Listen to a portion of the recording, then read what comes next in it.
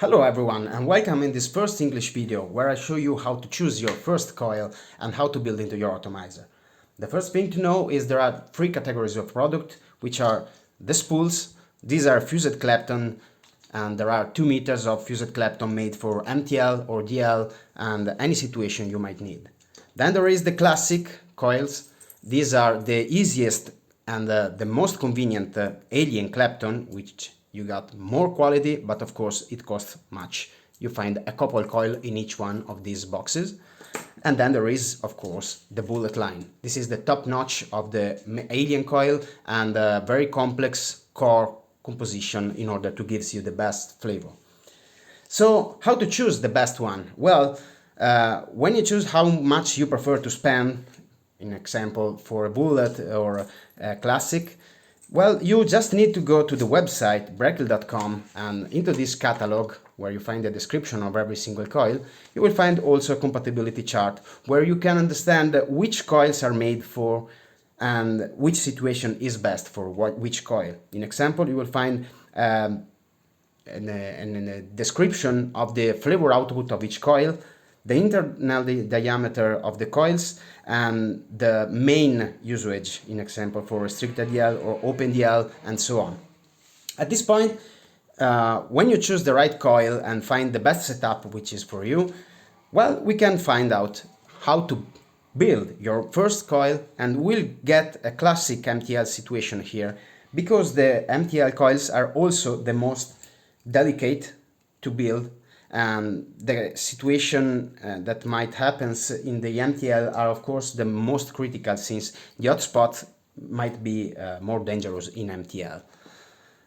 So let's mount our first coil. The best thing to do is to not wrap your leg around the screw.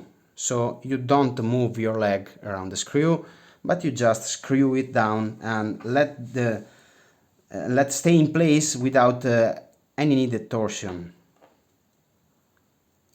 I usually prefer to stay on the very close edge of one screw, like I did here,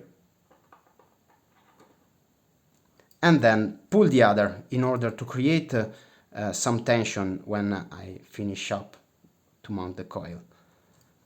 What I mean is to going into the inside and create a slight of torsion, and also I'm gonna pull it a little bit higher. This creates a good tension which will keep the coil in place. Okay, now we can cut the legs.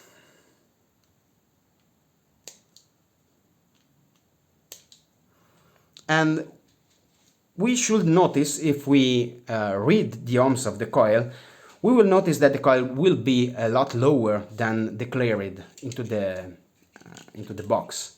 This is because there are, of course, some hotspot to fix, and every complex coil you will buy will need an hotspot fixing, and I'll show you how to fix it very, very fast.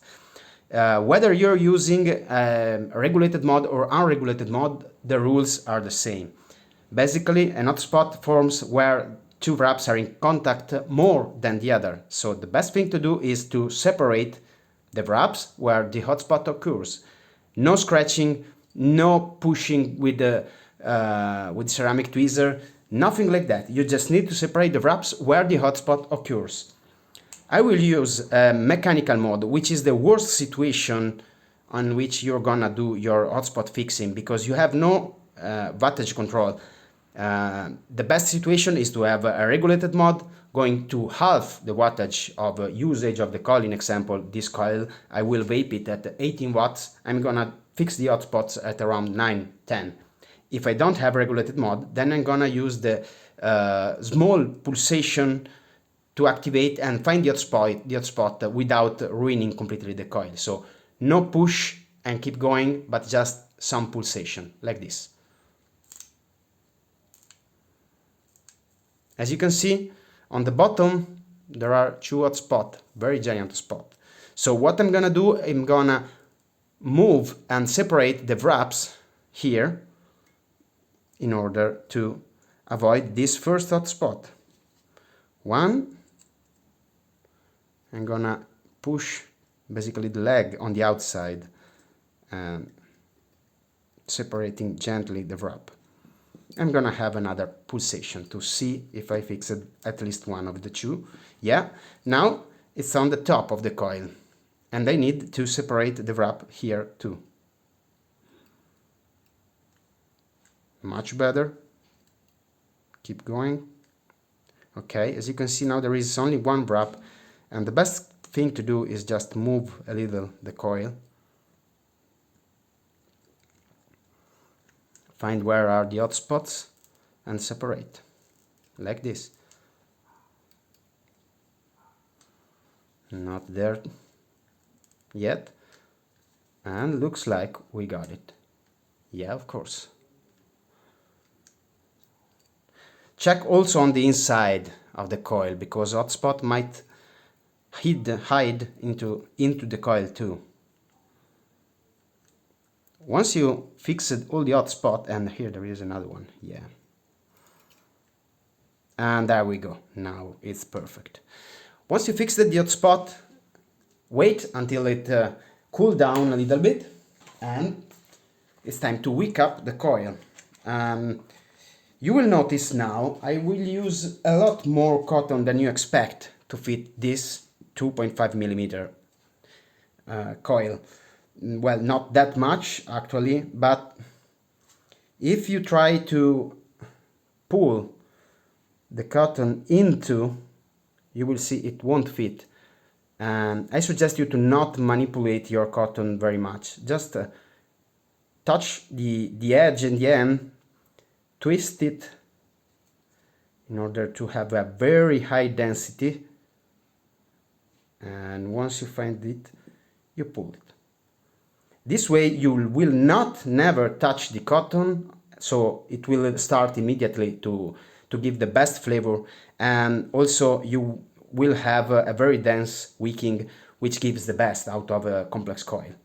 At this point you might want to realinate the fiber. It depends on your cotton, so you might want to comb it or not. It depends on the cotton you are using. This one, in example, is very allineated already, so it doesn't require that much. And we can cut it, of course. Now, my suggestion is to check with the home readers, if you have, if there are any hot spots that might be added after the wicking, because you might have moved the coil, so you might check it. Let's see if it's all right, and let's see if it's all right by watching the coil, since let's say we don't have a regulated mode on our hand. So I'll show you the worst situation scenario and how to fix everything in that scenario. I will add some juice.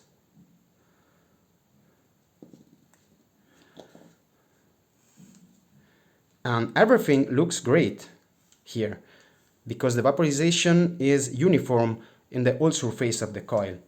If there is some hot spots, what you'll see a single point activating much before than the other. So you'll see a puff of vapor coming out of a single spot instead of all the coil. Very common problem with complex coil is a coil that crackle and pop, and as you can hear, this one fries but doesn't crackle and pop like a motorcycle. If this happened to you, it is because you didn't wick it hard enough, so you need to re-wick your coil in order to make it more silent.